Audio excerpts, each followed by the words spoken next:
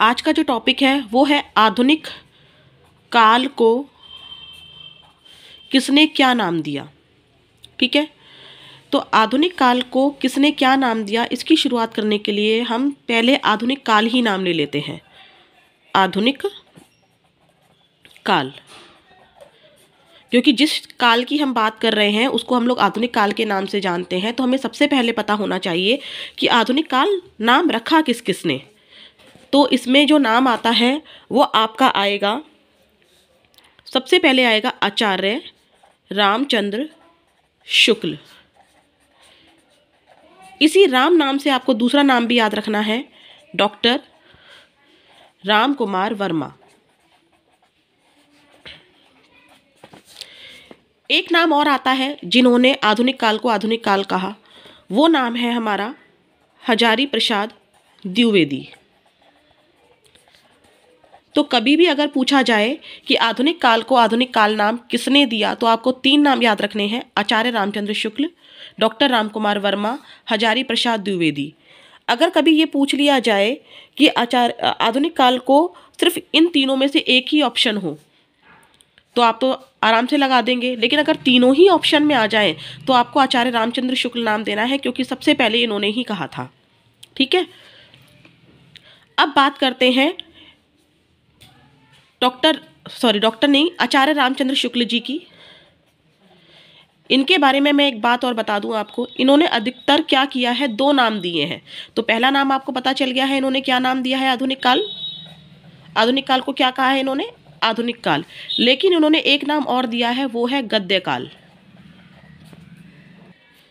तो जब भी आधुनिक काल का नाम आपके सामने आए तो आपको याद रखना है कि आधुनिक काल आते ही आपके सामने 3 नाम आ जाने चाहिए आंखों के सामने, आचार्य रामचंद्र शुक्ल जी, डॉक्टर राम कुमार वर्मा, हजारी प्रसाद द्विवेदी।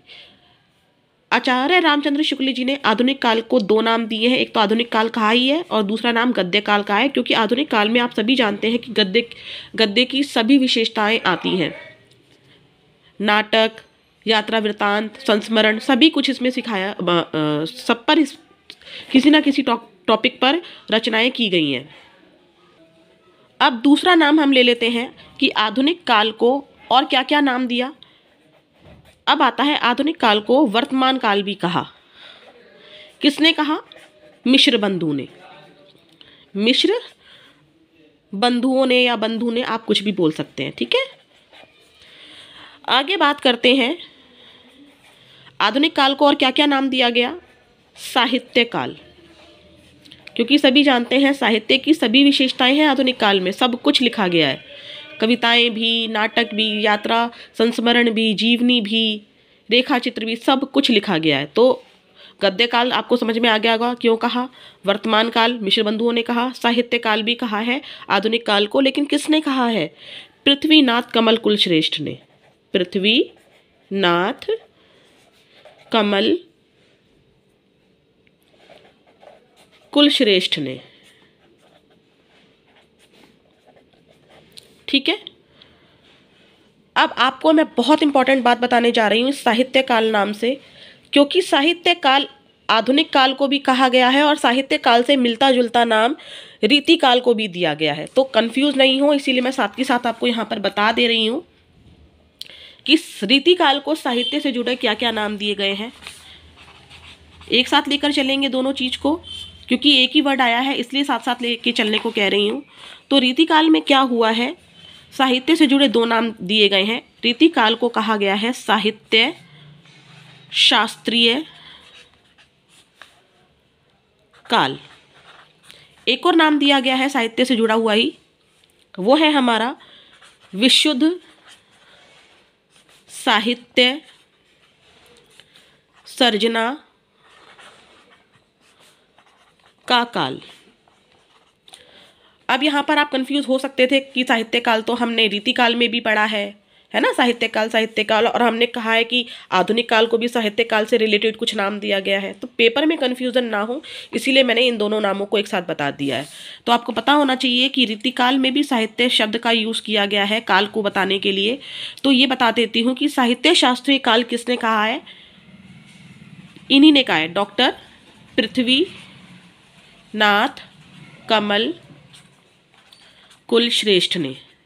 देखिए हो सकती थी ना कंफ्यूजन, यहाँ पे भी डॉक्टर पृथ्वीनाथ कमल कुलश्रेष्ठ ने रीतिकाल को साहित्य शास्त्रीय काल कहा है, लेकिन देखिए यहाँ पर शास्त्रीय लगा दिया है साथ में। यहाँ पे शास्त्र थे ना, संस्कृत से लेकर जो रचनाएं होती थी या संस्कृत की बात की जाती थी, और यहाँ पर क्या किया गया है, इन्होंने ही डॉक्टर पृथ्वीनाथ कमल कुलश्रेष्ठ ने ही आधुनिक काल को क्या नाम दे दिया है, शास्त्रीय हटा दिया है, सिर्फ साहित्य काल नाम दे दिया है। ठीक है, अब बात करते हैं रीति काल को विशुद्ध साहित्य सर्जना का काल किसने कहा है, तो कहा है विश्वनाथ प्रसाद मिश्र ने। विश्वनाथ प्रसाद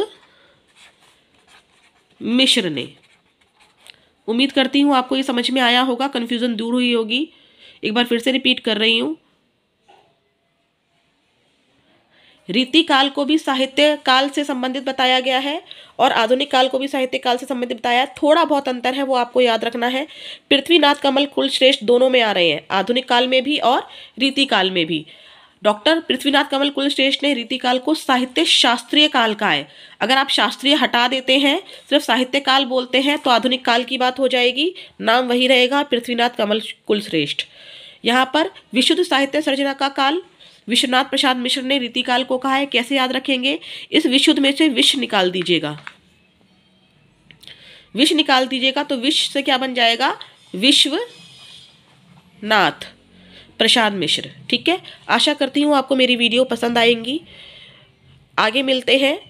प्लीज़ मेरे चैनल को सब्सक्राइब लाइक कर दीजिएगा और कमेंट्स में बताइएगा कि आपको कैसा लगा।